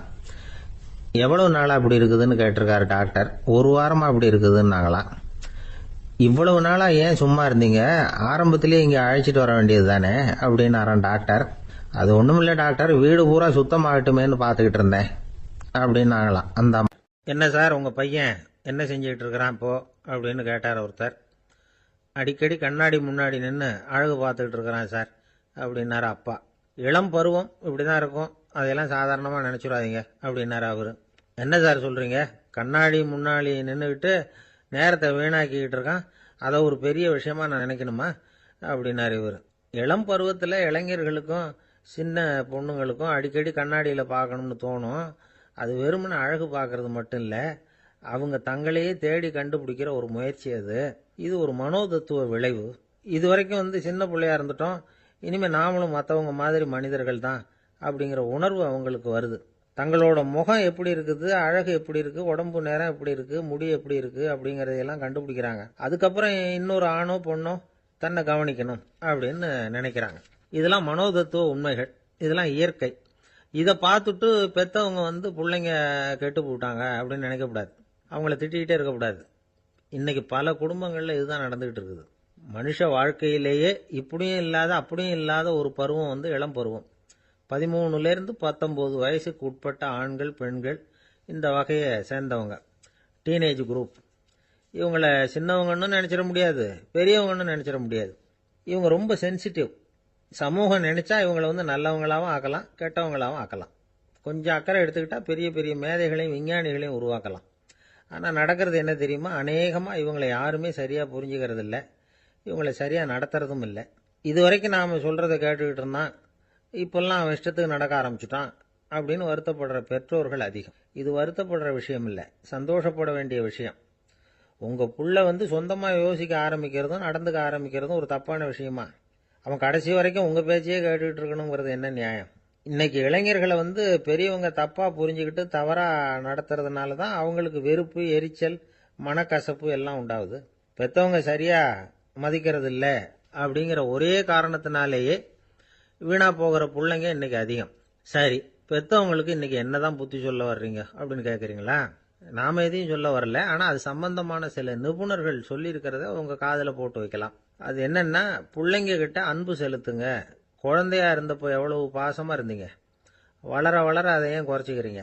பெற்றவங்களின் அன்பான வார்த்தைகளுக்கு ஏங்குறவங்க தான் இன்றைய இளைஞர்கள். அவங்க எதை சொன்னாலும் அதை அக்கறையாக காது கொடுத்து கேளுங்க, அலட்சியப்படுத்தாதீங்க. அவங்க விரும்புறது உங்ககிட்ட இருந்து ஒரு மதிப்பு, மரியாதை, அங்கீகாரம், இவ்வளவுதான். அவங்க அவங்களாவே முடிவுகள் எடுக்கட்டும், அதுக்கு நீங்கள் உதவியா இருங்க, அது போதும். மற்றவங்க முன்னாடி, முக்கியமாக அவங்க நண்பர்கள் முன்னாடி அவங்கள பற்றி மட்டமாக பேசாதீங்க. அவங்க கிட்ட பொய் சொல்லக்கூடாது. நீங்கள் சொன்னது பொய்ன்னு தெரிஞ்சு போச்சுன்னா உங்கள் பேரில் அவங்களுக்கு இருக்கிற மதிப்பு போயிடும், நம்பிக்கை போயிடும். அவங்களுக்கு முன்னாடி நீங்கள் சண்டை போடக்கூடாது. உங்கள் பிள்ளைய எப்பவும் இன்னொரு பிள்ளையோட ஒப்பிட்டு பேசுகிற வேலையே வேணாம். கூட பிறந்த மற்றவங்களோட கூட ஒப்பிடக்கூடாது. இப்படி செஞ்சால் அவன் உங்ககிட்டையும் பிரியமாக இருக்க மாட்டான், அவங்ககிட்டையும் பிரியமாக இருக்க மாட்டான். புள்ள எங்கே போகிறான், என்ன பண்ணுறான் அப்படின்னுலாம் துப்பறிஞ்சிக்கிட்டு இருக்கக்கூடாது. இளைஞர்கள் தனிமையை விரும்புகிறவங்க. அவங்கள பொட்டியில் வச்சு மூடி பாதுகாக்கணும்னு நினைக்கக்கூடாது. அவங்கள எப்படி பாதுகாக்கிறது அப்படிங்கிறது அவங்களுக்கே தெரியும். உங்கள் புள்ள எப்படி நடந்துக்கணும்னு நீங்கள் எதிர்பார்க்குறீங்களோ அது மாதிரி நீங்கள் நடந்து காட்டுங்க, அது போதும். ஒரு வீட்டில் அப்பாவும் அம்மாவும் பேசிக்கிட்டு இருக்கிறாங்க. என்னங்க, நம்ம பொண்ணு பெரியவளாயிட்டா, அடிக்கடி கண்ணாடி முன்னாடி போய் நின்றுக்கிட்டு இருக்கிறா, சீக்கிரமாக ஒரு பையனை பார்த்து கல்யாணத்தை முடிக்காமல் இப்படி மசன்னு கல் மாதிரி உட்காந்துருக்குறீங்களே அப்படின்னு சத்தம் போட்டாங்க அந்த அம்மா. அவசரப்படாத, பார்க்கறதுக்கு கண்ணுக்கு அழகா லட்சணமா புத்திசாலியாக ஒரு பையன் கிடைக்க வேணாமா, அதுதான் பார்த்துக்கிட்டு இருக்கிறேன் அப்படின்னார் அப்பா. இதுக்கு அந்த அம்மா சொல்கிறாங்க, எங்கள் அப்பா இப்படியெல்லாம் நினச்சிக்கிட்டு இருந்திருந்தா எனக்கு கல்யாணமே ஆயிருக்காது தெரியுமா அப்படின்னாங்களாம். எனக்கு இது மட்டும்தான் சார் தெரியும், இதை தவிர வேற எதுவும் தெரியாது அப்படின்னு சொல்லிக்கிட்டே காலம் தள்ளுறவங்க ரொம்ப பேர். அவங்கெல்லாம் கஷ்டப்பட வேண்டியிருக்கும். ஒருத்தர் தன்னுடைய தொழிலில் ரொம்ப கெட்டிக்காரராக இருக்கலாம், அதுக்காக எப்பவும் அதே ஞாபகத்தில் இருந்துக்கிட்டு உலகியல் அறிவு இல்லாமல் இருந்துடக்கூடாது, அது ஆபத்து. இதுக்காக நம்ம தாத்தா பாட்டிலாம் ஒரு கதை சொல்லுவாங்களே, கேள்விப்பட்டிருக்கீங்களா? ஒரு சமயம் ஒரு 4 பேர் சேர்ந்து வெளியூருக்கு பிரயாணம் போனாங்களாம். அந்த 4 பேர் எப்படி தெரியுமா? ஒருத்தர் வேதாந்தி, இன்னொருத்தர் சங்கீத வித்வான், 3வது ஆள் வைத்தியர், 4வது ஆள் ஜோசியர். இவங்க 4 பேரும் நண்பர்கள். அதனால சேர்ந்து புறப்பட்டாங்க. வழியில் ஒரு ஊரில் தங்கினாங்க. இருட்டி போச்சு. அதனால் இன்னைக்கு ராத்திரி இங்கேயே தங்கி இருந்துட்டு நாளைக்கு புறப்படலாம் அப்படின்னு தீர்மானம் பண்ணாங்க. சாப்பாட்டுக்கு என்ன பண்ணுறது? அங்கேயே கடத்தெருவுக்கு போய் சாமான்லாம் வாங்கியாந்து சமைச்சு சாப்பிட்லாம்னு முடிவு பண்ணாங்க. 4 பேர் இருக்கிறதுனால ஆளுக்கு ஒரு காரியமாக செய்யலாம் அப்படின்னு வேலையை பிரிச்சுக்கிட்டாங்க. வைத்தியர் கரிகாய் வாங்க போனார், வேதாந்தி எண்ணெய் வாங்க போனார், ஜோசியர் பலசரக்கு வாங்க போனார், சங்கீத வித்வானுக்கு சமைக்கிற வேலை. எல்லாம் சரி, ஆனால் நடந்தது என்ன தெரியுமா? கடைத்தெருவுக்கு காய்கறி வாங்க போனார்ல வைத்தியர், அங்கே போய் மார்க்கெட்டில் பார்த்தார். ஒவ்வொரு கரிகாயாக எடுத்து பார்த்தார். இது பித்தம், உடம்புக்கு ஒத்துக்காது, இது வாயு, உடம்பு ஒத்துக்காது அப்படின்னு ஒவ்வொன்றா தள்ளினார். கடைசியில் ஒன்றுமே தேரல, வெறுங்கையோட திரும்பி வந்துகிட்டு இருக்கிறார். எண்ணெய் வாங்க போனார வேதாந்தி, அவர் ஒரு தொன்னையில் எண்ணெயை வாங்கினார். பேசாமல் அதை எடுத்துகிட்டு வர வேண்டியது தானே, முடியல. அவருடைய வேதாந்த மூளை சிந்திக்க ஆரம்பிச்சுட்டுது. இந்த தொன்னைக்கு எண்ணெய் ஆதாரமா அல்லது எண்ணெய்க்கு தொன்னை ஆதாரமா அப்படிங்கிற ஆராய்ச்சியில் இறங்கினார். என்னாச்சு தெரியுமா? அப்படி கவுத்து பார்த்தார். வாங்கின எண்ணெய் பூராவையும் வழியில் கொட்டிவிட்டு வெறும் தொண்டையோடு சேர்ந்தார். பலசரக்கு வாங்க போனார் ஜோசியர், அவர் ஒரு வழியில் பார்த்தாரு. வழியில் வந்தவங்களெல்லாம் அங்கங்கே ஒரு மரத்தடியில் உட்கார வச்சு அவங்களுக்கெல்லாம் ஆர்வம் சொல்ல ஆரம்பிச்சிட்டார். அப்படி ஒவ்வொருத்தராக சொல்லி முடிச்சுட்டு கடத்தருக்கு போய் சேர்ந்தார். இவர் அங்கே போய் சேர்றதுக்குள்ளே ரொம்ப நேரம் ஆயிட்டுது. கடையெல்லாம் பூட்டி விட்டு போயிட்டாங்க. என்ன செய்யறது? அவரும் வெறுங்கையோட திரும்பி சேர்ந்தார். சரி, இவங்க கதை தான் இப்படி ஆச்சு. அங்கே சமைக்கிறதுக்காக உட்காந்துருந்தார் சங்கீத வித்வான், அவர் கதை என்னாச்சு தெரியுமா? அங்கே அவர் அடுப்பை பற்ற வச்சு ஒலையை கொதிக்க வச்சார். அதாவது ஒரு பானையில் தண்ணியை ஊற்றி அடுப்பில் வச்சார். அது கொதிக்க ஆரம்பிச்சது. தண்ணி கொதிக்கிற சத்தம் இருக்குதுல்ல, அது இவருக்கு தாளம் போடுறது மாதிரி இருந்தது. ஒரே குஷி, பாட ஆரம்பிச்சிட்டார். பாடிக்கிட்டே உற்சாகமாக கையில் இருந்த கரண்டியால் அந்த பானையில் தட்டினார், தாளம் போடுறதா நினச்சிக்கிட்டு. அவ்வளவுதான், பானை பட்டுன்னு உடஞ்சி போச்சு. தலையில் கையை வச்சுக்கிட்டு அவரும் உட்காந்துட்டார். எந்த தொழில் தெரிஞ்சாலும் சரி, அதை புத்திசாலித்தனமாக பயன்படுத்த தெரியலன்னா ஆபத்து தான். அதுக்காக தான் இந்த கதை. ஒரு பஸ் டிரைவர் ரொம்ப கெட்டிக்காரரு. பஸ்ஸை ரொம்ப திறமையாக ஆபத்து இல்லாமல் ஓட்டினதுக்காக பரிசுலாம் வாங்கினவர். அவரே ஒரு படகு ஓட்டுறதுக்காக அழைச்சிட்டு போயிருக்கிறாங்க, மோட்டார் படகு. அதையும் ரொம்ப திறமையாக தான் ஓட்டிட்டு போயிருக்கிறாரு. நடுக்கடலில் போனதும் படகு நின்று போச்சு. மோட்டாரில் ஏதோ கோளாறு. என்ன செய்யலாம் அப்படின்னு அந்த டிரைவரை கேட்டிருக்கிறாங்க படகுல இருந்தவங்கெல்லாம். அப்போ அவர் சொன்னாராம், கவலைப்படாதீங்க, ஒன்றும் பிரச்சனை இல்லை, எல்லாரும் கொஞ்சம் கீழே இறங்கி பின்னாடி தள்ளுங்க, மோட்டார் ஸ்டார்ட் ஆகிடும் அப்படின்னாராம். ஒரு ஊரில் 4 நண்பர்கள் இருந்தாங்க. 4 பேரும் சோம்பேறிகள். 4 பேருக்கும் எந்த வேலையும் செய்யறதுக்கு உடம்பு வளையறதில்ல. இருந்தாலும் சோம்பேறித்தனத்தில் ஒருத்தருக்கு ஒருத்தர் கொஞ்சம் வித்தியாசம் உண்டு. அதுக்கு தகுந்த மாதிரி அவங்களுக்கு பேர் அமைஞ்சு போச்சு. ஒருத்தன் கால் சோம்பேறி, இன்னொருத்தன் அரை சோம்பேறி, அடுத்தவன் முக்கால் சோம்பேறி, கடைசி ஆளு முழு சோம்பேறி. இவங்க 4 பேரும் நண்பர்கள். அப்புறம் எப்படி காரியம் நடக்கும்? 4 பேரும் ஒரு வீதியில் அப்படியே நடந்து போய்கிட்டு இருக்கிறாங்க. நல்ல பசி. எங்கேயாவது சோறு போடுவாங்களா அப்படின்னு பார்த்துக்கிட்டே வந்தாங்க. அவங்க வந்த வழியில் ஒரு ₹1 காசு கிடந்தது தரையில். அவங்க கண்ணில் அது பட்டுது. ஆனாலும் அது குனிஞ்சு எடுக்கணுமே, அதுக்கு சோம்பேறித்தனம். முழு சோம்பேறி பார்த்தான். பக்கத்தில் வந்துகிட்டு இருந்த முக்கால் சோம்பேறி கிட்ட சொன்னானா, டேய் அதை கொஞ்சம் குனிஞ்சு எடுறா அப்படின்னானா. அவன் என்ன பண்ணான் தெரியுமா? அதுக்கு அடுத்தபடியா வந்த அரை சோம்பேறி கிட்ட சொன்னானா, டேய் நீ அதை கொஞ்சம் குனிஞ்சு எடுறா அப்படின்னானா. அவன் இவனோட மோசம், அடுத்தவங்க கிட்ட சொல்லியிருக்கிறான். அவனும் குனியறதுக்கு தயாரா இல்லை. ஆக கூடி கடைசியில யாருமே காசை எடுக்கல. என்னத்துக்கு அனாவசியமா உடம்ப வளைச்சிக்கணும் அப்படின்னு எல்லாரும் பேசாம வந்துட்டாங்க. அவங்க பாட்டுக்கு நடந்து வந்துகிட்டே இருக்கிறாங்க. எதிரில் ஒருத்தன் வாழைப்பழத்தை வண்டியில வச்சு தள்ளிட்டே வந்தான். ரூபாய்க்கு 4 பழம்னு கூவி வித்துக்கிட்டே வர்றான். இப்ப அந்த முழு சோம்பேறி சொன்னானா, டேய், வழியில கிடந்தத 1 ரூபா, அதையாவது எடுத்துக்கிட்டு வந்திருந்தா இப்ப இந்த பழத்தை வாங்கி ஆளுக்கு ஒண்ணு சாப்பிடலாமே அப்படின்னானா. ஆமா, சாப்பிட்டுருக்கலாமே அப்படின்னாங்களாம் மற்றவங்களும். ஆனாலும் திரும்பி போய் அதை எடுக்கணும்னு யாருக்கும் தோணலை. பேசாம சோர்ந்து போய் நடந்து வந்தாங்களாம். இருட்டி போச்சு. வழியில ஒரு கோவில். சரி, இங்கேயே படுத்து தூங்குவோம் அப்படின்னா ஒருத்தன். அதுதான் சரின்னாங்க மற்றவங்களும். அப்படியே மண்டபத்துல படுத்துட்டாங்க. கோவில் அர்ச்சகர் வேலையெல்லாம் முடிச்சு விட்டு வெளியில வந்திருக்காரு. இவங்கள பார்த்தாராம். ஏன் இப்படி சோர்ந்து போய் கிடக்குறீங்க அப்படின்னு விசாரிச்சிருக்காரு. 2 நாளாச்சுங்க நாங்க சாப்பிட்டு அப்படின்னாங்களாம். அவர் உடனே ஐயோ பாவம் அப்படின்னு சொல்லி பானை, விறகு, அரிசி, தண்ணி எல்லாம் கொடுத்து நீங்களே சமையல் பண்ணி சாப்பிட்டுக்கோங்க அப்படின்னு சொல்லிவிட்டு போயிட்டார். இந்த 4 பேருக்கும் சமையல் பண்ணி சாப்பிடணும்னு ஆசையா தான் இருந்தது. ஆனா அடுப்பு பற்ற வைக்கணுமே, அதுக்கு தீப்பெட்டி வேணுமே. தீப்பெட்டி இல்ல. இப்ப முழு சோம்பேறி ஆரம்பிச்சான். அடுத்தவனை பார்த்து, டேய், கடைக்கு போய் ஒரு தீப்பெட்டி வாங்கிட்டு வாங்க அப்படின்னு நானா. அவன் வழக்கம் போல அடுத்தவங்க கிட்ட சொல்லியிருக்கான்.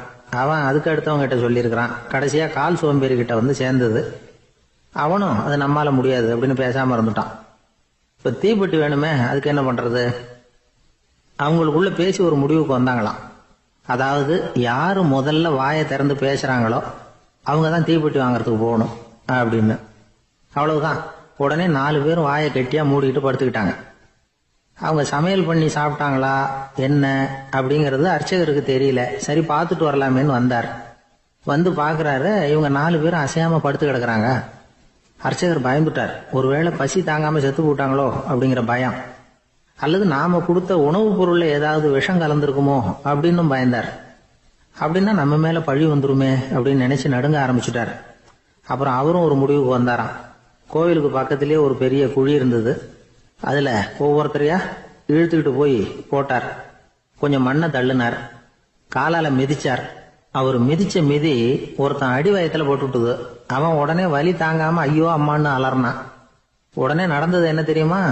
மத்த 3 பேரும் துள்ளி எழுந்திருச்சாங்களாம். அவனை பார்த்து, நீ தாண்டா தீப்பெட்டி வாங்க போகணும், நீ தாண்டா வாங்க போகணும், நீ தான் சத்தம் போட்ட அப்படின்னு சொல்லி ஆரம்பிச்சுட்டாங்களாம். அர்ச்சகர் பார்த்தார். இது பேய் மாதிரி தெரியுதுன்னு நினைச்சுக்கிட்டு ஒரே ஓட்டமா ஓடி போட்டாராம். கிராமப்புறங்கள்ல இப்படி ஒரு கதையை சொல்றது உண்டு. சோம்பல்ங்கிறது நம்ம முன்னேற்றத்துக்கு பெரிய தடை அப்படிங்கறத நாம புரிஞ்சுக்கணும். அதுதான் இந்த கதை சொல்ற நீதி. ஒரு பள்ளிக்கூடத்துல ஒரு புதுமையான போட்டி நடந்துதான்.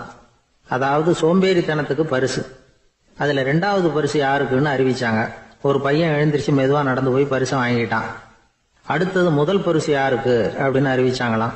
அவன் கடைசி வரிசையில இருந்து கத்தனானா, ஐயா, அதையும் அந்த பையன் மூலமாவே கொடுத்து அனுப்பி வச்சிருங்க, இங்க வந்தது நான் வாங்கிக்கிறேன் அப்படின்னா.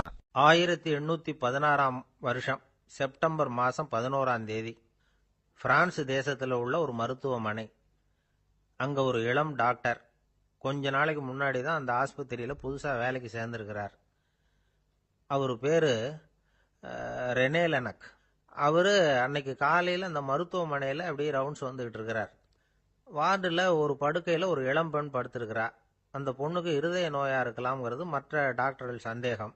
அந்த காலத்துல எல்லாம் ஒருத்தருடைய இருதய துடிப்பை தெரிஞ்சுக்கணும்னா நோயாளியின் மார்புல டாக்டர் வந்து காதை வச்சு பார்த்து தான் தெரிஞ்சுக்கிறது வழக்கம்.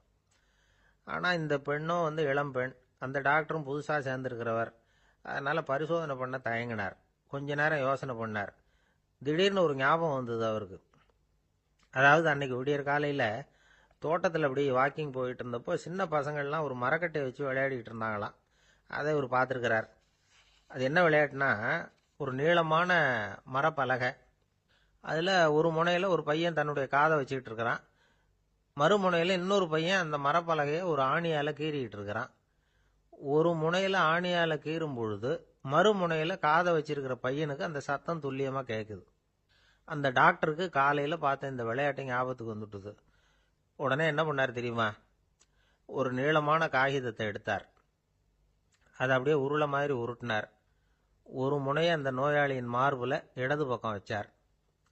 இன்னொரு முனையில தன்னுடைய காதை வச்சார். என்ன ஆச்சரியம்! நோயாளியின் மார்புல நேரடியா காதை வச்சு கேட்கறத விட துல்லியமா கேட்டது இதய துடிப்பு. இதய துடிப்பு மட்டும் இல்லை, மூச்சு இழுத்து விடுறது, திரவ பொருள்களின் அசைவு, எல்லா சத்தமும் தெளிவாக கேட்குது. கிரேக்க மொழியில் ஸ்டெத்தாஸ் அப்படின்னா மார்பு, ஸ்கோப்பின் அப்படின்னா பார்ப்பதுன்னு அர்த்தம். அதனால் டாக்டர் ரெனே லெனக் தான் கண்டுபிடிச்ச கருவிக்கு ஸ்டெத்தஸ்கோப் அப்படின்னு பேர் வச்சார். அவரே முதல் மாடலையும் செஞ்சார். அளவு ரொம்ப பெருசாக இருந்தது, சுலபமாக எடுத்துகிட்டு போகிறது கஷ்டம், அது அவ்வளவு கஷ்டமாக இருந்தது அது.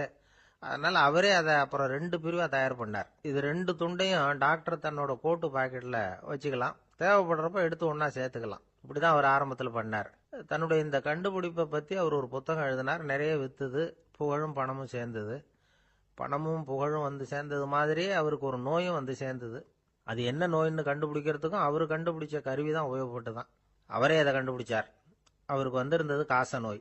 1826ஆம் வருஷம் ஆகஸ்ட் மாதம் 13ஆம் தேதி உலகத்தின் முதல் ஸ்டெதஸ்கோப்பை கண்டுபிடிச்ச டாக்டர் ரெனே லெனக் காலமானார். அவர் சாகிறதுக்கு முன்னாடி மரத்தால் செஞ்சு வச்சிருந்த ஸ்டெதஸ்கோப்பை தனக்கு வேண்டியப்பட்ட ஒரு டாக்டர்கிட்ட கொடுத்து, என்னுடைய சொத்துக்கள்லேயே ரொம்ப வசந்தது அப்படின்னு சொன்னாராம். அதுக்கப்புறம் 3 வெள்ளைக்காரங்க சேர்ந்து இந்த கருவியில் சில மாற்றங்களை பண்ணாங்க. ஆனால் 1829 லண்டனில் டாக்டர் நிக்கோலஸுங்கிறவர் ஒரு காதால் இதய துடிப்பை கேட்கறத விட டாக்டர் 2 காதாலையும் கேட்கறது தான் சரியாக இருக்கும் அப்படின்னு ஒரு கருத்தை வெளியிட்டார். அதுக்கப்புறம் ரொம்ப காலம் கழித்து 1852 ஜார்ஜ் காமான் அப்படிங்கிறவர் ரப்பர் டியூப்களை உபயோகப்படுத்தி 2 காதாலையும் கேட்குற மாதிரி ஒரு புதிய வடிவத்தை அதுக்கு கொடுத்தார். அதுக்கு பிறகு அது படிப்படியாக எவ்வளவோ மாற்றங்கள் இருந்தாலும் ஆரம்பத்தில் டாக்டர் ரெனே லெனக் உருவாக்கின அடிப்படை மாடலை யாரும் மாற்றி அமைக்கலைங்கிறது தான் முக்கியமான விஷயம். நமக்கு தெரிஞ்ச ஒரு ஆஸ்பத்திரி, அதில் ஒரு நோயாளி, காலை நேரத்தில் நர்ஸு அந்த பக்கமாக போயிட்டு இருந்தாங்க. அதை பார்த்துட்டு ஒரு நர்ஸுன்னு கத்துறார். நர்ஸு அவசரமாக ஓடி என்ன விஷயம்னு கேட்டாங்க. சிஸ்டர், இங்கே பாருங்க, உங்கள் டாக்டரை என் நெஞ்சில் அவர் காதை வச்சு கேட்டுக்கிட்டு இருக்கிறார் அப்படின்னார் நோயாளி. சிஸ்டர் பதட்டப்படாமல், அதனால் என்ன, இந்த டாக்டர் பழமையான விஷயங்களில் ரொம்ப நம்பிக்கை உள்ளவர், அதனால் ஸ்டெதாஸ்கோப்பை உபயோகப்படுத்தாமல் காதை வச்சு கேட்குறார், அது ஒன்றும் தப்பு இல்லை அப்படின்னாங்களாம். ஐயோ, அதுக்காக இல்லை சிஸ்டர், இவர் என் நெஞ்சு மேலே தலையை வச்சது நேற்று ராத்திரி 9 மணி, இப்போ விடிஞ்சு போச்சு, இன்னமும் தலையை எடுக்கவே இல்லை, அதுக்காக தான் சந்தேகப்பட்டு உங்களை கூப்பிடுறேன் அப்படின்னாராம். ஒரு ஊர்ல ஒரு ஆள் இருந்தான். நிறைய பணம் சேர்த்தான். அவனுக்கு சம்பாதிக்க தெரியுமே தவிர செலவு பண்ண தெரியாது. மகா கஞ்சன். காசை கையில் எடுக்கவே மாட்டான். எடுத்தா செலவு செய்ய வேண்டியிருக்குமே, அதனால இப்படியே அவன் காலத்தை ஓட்டி விட்டான். வயசாயிட்டுது. அவனுடைய மனைவி ஒரு நாள் கேட்டாங்க, இவ்வளவு நாளா நீங்க என்ன எங்கேயுமே அழைச்சிட்டு போனதில்லை, இப்போவாவது அழைச்சிட்டு போகக்கூடாதா அப்படின்னாங்க. எங்க போகணும் சொல்லுன்னா. காசிக்கு போகணும், கங்கையில குளிக்கணும்னாங்க. இவன் பார்த்தான், இதுக்கு ஏன் அவ்வளவு தூரம் செலவு பண்ணிட்டு போகணும், நம்ம ஊர் ஆத்துலயே குளிக்கலாமே, இதுவும் புண்ணிய நதி தான், இங்க குளிச்சா அங்க குளிச்ச பலன் கிடைச்சிரும் அப்படின்னா. சரின்னு 2 பேரும் ஆத்தங்கரைக்கு போனாங்க. அன்னைக்கு ஏதோ விசேஷம், நிறைய கூட்டம், நிறைய பேர் குளிச்சுக்கிட்டு இருக்கிறாங்க. கரையில சில புரோகிதர்கள் நின்றுகிட்டு இருக்கிறாங்க. குளிக்கிறதுக்கு முந்தி அவங்க கிட்ட உட்காந்தா ஏதோ மந்திரம்லாம் சொல்லுவாங்க, கொஞ்சம் காசு கொடுக்க வேண்டியிருக்கும். அதனால இவன் என்ன பண்ணா, ஆத்தங்கரையிலேயே கொஞ்சம் தூரம் போனான். ஊரை விட்டு தள்ளி வந்துட்டான், அங்க யாருமே இல்லை. அப்பாடான்னு சந்தோஷப்பட்டான், குளிக்கலாம்னு புறப்பட்டான். இந்த நேரம் கடவுள் பார்த்தார், இந்த கஞ்சனுக்கு ஏதாவது புத்தி போகட்டணும் அப்படின்னு நினைச்சார். உடனே ஒரு புரோகிதர் மாதிரி உருவத்தை மாத்திக்கிட்டு அந்த ஆள் முன்னாடி நின்னார். அவனுக்கு அதிர்ச்சி, இங்க யாருமே இருக்க மாட்டாங்கன்னு நினைச்சா இங்கேயுமே ஒரு ஆள் வந்துட்டாரு, என்ன பண்றதுன்னு யோசனை பண்ணான். புரோகிதர் உருவத்தில் இருந்த கடவுள் சொன்னார், இதை பாருங்க, இன்னைக்கு விசேஷ நாள், நீராடுறதுக்கு முன்னாடி சுயகல்பம் பண்ணிக்கிறது ரொம்ப நல்லது அப்படின்னார். என்கிட்ட பணம் எதுவும் இல்லையேன்னா. பரவாயில்ல, அப்புறமா கொடுங்க, வாங்கிக்கிறேன், ஆனா ஒண்ணு, எவ்வளவு கொடுப்பீங்கிறத மட்டும் இப்பவே சொல்லி கொடுங்க அப்படின்னார். இவன் ரொம்ப யோசனை பண்ணான். ஒரு 10 பைசா தரேன் அப்படின்னா. சரின்னு ஒத்துக்கிட்டு எல்லா கிரியைகளையும் அவர் செஞ்சார். அதுக்கப்புறம் கணவனும் மனைவியும் ஆத்துல குளிச்சாங்க. அவர் போயிட்டார்.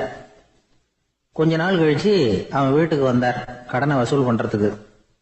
வாசல்ல நின்றுகிட்டு இருந்த அவன் மனைவி இவரை பார்த்ததும் தயங்க ஆரம்பிச்சாங்க. அந்த அம்மா கிட்ட விஷயத்த சொன்னார்.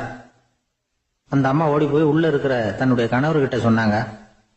அவன் யோசனை பண்ணான், இப்ப வெளியில போனா அவனுக்கு 10 காசு கொடுக்க வேண்டியிருக்கும், அதனால எனக்கு காய்ச்சல்னு அந்த ஆளுகிட்ட சொல்லிவிடு, இன்னொரு சந்தர்ப்பத்தில் என்னை வந்து பார்க்க சொல்லு அப்படின்னா. அந்த அம்மா போய் சொன்னாங்க. அப்படிங்களா, அப்படின்னா அவரை நான் உடனே போய் பார்க்கணுமே அப்படின்னு உள்ள நுழைய ஆரம்பிச்சார். அவங்க மறுபடியும் இருங்க தான் வரேன்னு சொல்லிவிட்டு உள்ள ஓடி விஷயத்த சொன்னாங்க. இது எதுடா வம்பா போச்சு அப்படின்னு பார்த்தான். மனைவியை கிட்டத்துல கூப்பிட்டான். இந்த பாரு, ஜன்னி கண்டு நான் இறந்து போயிட்டதா சொல்லிவிடு அப்படின்னா சொன்னாங்க. புரோகிதர் பார்த்தார். அப்படின்னா ஒரு வழியா இருந்து அவருடைய இறுதி சடங்குகளையும் நானே முடிச்சுட்டு போயிடுறேன் அப்படின்னார். உள்ள இருந்தவன் யோசனை பண்ணான், அந்த ஆள் என்ன விடமாட்டான் போல இருக்கு, அதனால ஒரு சவப்பெட்டியில என்னை வச்சு தூக்கிக்கிட்டு மயானத்துக்கு போங்க பாத்துக்கலாம் அப்படின்னா. புரோகிதரும் விடுற மாதிரி இல்லை, கூடவே நடந்து போயிட்டு இருக்கிறார். அங்க இறக்கி சடங்குகளை முடிச்சுட்டு தீ வைக்கிற நேரம் பொட்டிக்குள்ள இருந்த நம்ம ஆளு அலறி அடிச்சுட்டு வெளியில ஓடி வந்தான். புரோகிதர் உருவத்தில் இருந்த கடவுள் சிரிச்சார், தன்னுடைய சுய உருவத்தை காட்டினார். அதுக்கப்புறம் அவனை கூப்பிட்டு, இத பாருப்பா, ஏன் இப்படி அல்லாடுற, ஏதாவது வர வேணும்னா கேள் தரேன் அப்படின்னார். அவன் யோசனை பண்ணான். பகவானே, ஒரே ஒரு வரம் தான் உங்ககிட்ட கேட்கணும்னா. என்ன வேணும் கேளுன்னார். அந்த 10 பைசா தட்சணையை தள்ளுபடி பண்ணா போதும் அப்படின்னா. கடவுளும் சரின்னு சொல்லிட்டு போயிட்டார். இப்படி ஒரு கதையை சுவாமி சிவானந்தர் சொல்லியிருக்கிறார். செல்வந்தர்கள் பல பேர் இப்படித்தான் இருக்கிறாங்க. தாங்களும் அனுபவிக்க மாட்டாங்க, அடுத்தவங்களுக்கும் கொடுக்க மாட்டாங்க. இது மாதிரியான கஞ்சர்களுக்கு இந்த உலகம் இல்லை, அந்த உலகம் இல்லைங்கிறார் அவர். இந்த கதையில கடவுள் கடன் வசூலுக்கு வந்தது மாதிரி நம்ம ஊர் ஆள் ஒருத்தன் இன்னொருத்தர்கிட்ட 10 பைசா கடன் கொடுத்துட்டான். திருப்பி வாங்கறதுக்கு நடையா நடக்கிறான். கடைசியா கேட்டான், நீ எப்பதான் கடனை திருப்பி தரப்போற, அதை முடிவா சொல்லுன்னா. வர்ற வியாழக்கிழமை கண்டிப்பா கொடுத்துருவேன் அப்படின்னானா அவன். அன்னைக்கு நான் ஊர்ல இருக்க மாட்டேனே அப்படின்னானா இவன். அதனால என்ன, நானும் தான் அன்னைக்கு ஊர்ல இருக்க மாட்டேன் அப்படின்னா. ஒரு ஊர்ல ஒரு இளைஞன் இருந்தான். ஒரு நாள் அவன் ஒரு குருவை தேடிட்டு புறப்பட்டான். ஊரை விட்டு வெளியில போனான். போகிற வழியில ஒரு காடு. அந்த காட்டுல ஒரு மரத்தடியில ஒரு பெரியவர் உட்கார்ந்துருக்கிறார். அமைதியா மௌனமா அவர் அமர்ந்திருக்கிறார். இந்த பெரியவரை விசாரிக்கலாம், குருவை தேடி கண்டுபிடிக்கிறதுக்கு இவர் ஏதாவது ஒரு வழி சொல்லி கொடுப்பார் அப்படின்னு நினைச்சுக்கிட்டு அவரை நெருங்கினான். ஐயா, எனக்கு ஒரு குரு தேவை, எங்க கிடைப்பார், அவரை எப்படி அடையாளம் கண்டுபிடிக்கிறது, அதை பத்தி ஏதாவது விவரம் சொன்னீங்கன்னா நான் கண்டுபிடிச்சுக்குவேன் அப்படின்ட்டுருக்கான். பெரியவர் நிமிர்ந்து பார்த்தார். தம்பி, அது ரொம்ப சுலபம். அவர் வயசானவரா இருப்பார், என்னை விட சுமார் 30 வயசு அதிகமா இருக்கும். அவர் ஒரு மரத்தடியில் தான் உட்காந்துருப்பார் அப்படின்னு இருக்கான். சரிங்க பெரியவரே, அது என்ன மாதிரியான மரம், எப்படி இருக்கும் அப்படின்னு கேட்டிருக்கான். பெரியவர் அந்த விவரங்களையும் சொல்லியிருக்கிறாரு. அது மட்டும் இல்ல, சந்திக்கிற நாள், நேரம், வினாடி முதற்கொண்டு எல்லா விவரங்களையும் துல்லியமா சொன்னாராம். இவ்வளவு விவரங்களை இவரால் எப்படி சொல்ல முடியுது அப்படின்னு இவனுக்கு ஆச்சரியம். இருந்தாலும் அந்த பெரியவர் கடைசியா ஒரு விவரம் சொன்னார். அது என்ன தெரியுமா, எப்படியும் நீ அவரை சந்திக்கிறதுக்கு ஒரு 30 வருஷம் ஆகும் அப்படின்னு சொல்லிவிட்டாராம். ரொம்ப நன்றிங்க பெரியவரே அப்படின்னு சொல்லிவிட்டு அந்த இளைஞன் புறப்பட்டு இருக்கான். இப்போ அவனுக்கு குரு பத்தின விவரம் எல்லாம் கிடைச்சிட்டுது, சந்திக்கிற நேரமும் தெரிஞ்சுட்டுது. ஆனா 30 வருஷம் அவரை தேடி அலைய வேண்டியிருக்குமே. அவன் தேட ஆரம்பிச்சான். காடு மலை எல்லாம் சுத்தி அலைஞ்சான். பல வருஷங்கள் தேடினான். அழுத்து போயிட்டான். கடைசியில அவனுக்கும் வயசாயிட்டுது. கடைசியில தன்னுடைய சொந்த ஊருக்கே திரும்பி போயிட்டு இருந்தான். அங்க ஒரு மரத்தடியில அவன் தேடிட்டு இருந்த குருநாதர் கிடைச்சார். யார் அவருன்னா, 30 வருஷத்துக்கு முன்னாடி வழி சொல்லி கொடுத்தாருல அதே பெரியவர். அவருக்கு இப்போ 30 வயசு அதிகமாக இருந்தது. அதே மரம். அன்னைக்கு பெரியவர் சொன்ன அடையாளம் இப்போ பொருத்தமா இருந்தது. இப்போ அந்த பெரியவர் சொன்னார், சரியா வந்து சேர்ந்துட்ட, வா, உனக்காக தான் நான் இவ்வளவு காலமும் காத்துக்கிட்டு இருந்தேன் அப்படின்னாராம். என்ன சொல்றீங்கன்னு இருக்கான். 30 வருஷத்துக்கு முன்னாடி என்கிட்ட வந்தியே, அப்பவே என் காலம் வந்து முடிஞ்சு போயிருந்தது. அப்பவே என்ன உனக்கு அடையாளம் தெரியல, அதனால இவ்வளவு காலம் உனக்காக காத்துட்டு இருக்கும்படி ஆயிட்டுது அப்படின்னாராம். ஐயா, அப்பவே நீங்க சொல்லியிருக்கலாமே, இதுதான் 30 வருஷம் கழிச்சு நீ சந்திக்க போற இடம், நான் தான் உன்னுடைய குரு அப்படின்னு சொல்லியிருக்கலாமே அப்படின்னு இருக்கான். அந்த பெரியவர் சிரிச்சுக்கிட்டே இதுக்கு பதில் சொன்னாராம். நான் எவ்வளவோ விவரமா தான் சொன்னேன், நீ சரியா புரிஞ்சுக்கல. காரணம், அப்போ நீ போதுமான அளவுக்கு பக்குவம் பெற்றிருக்கவில்லை, அதனால புரியும் சக்தி இல்லாம போயிட்டுது. அப்போ 30 ஆண்டு காலம் நீ அலைஞ்சு தெரிஞ்சிருக்கிற, அது காரணமா இப்போ உனக்கு அந்த பக்குவம் வந்துட்டுது. அதனாலதான் அடையாளம் காண முடிஞ்சது, நானே உன்னுடைய குரு அப்படின்னாராம். இதுல இருந்து என்ன தெரியுதுன்னா, ஆன்மீகத்துல மாணவனாக சேர்றதுக்கு கூட ஒரு பக்குவத்தன்மை தேவைப்படுது. ஒரு பெரிய ஞானி, அவர்கிட்ட சீடனா இருக்க ஒருத்தன் வந்தான். எதிரில் நின்னா. ஞானி அவனை வெகு நேரம் உற்று பார்த்தார். அப்புறம் சொன்னார், சீடனா இருக்கிறது ரொம்ப சிரமம்னார். நான் தயாரா இருக்கேன்.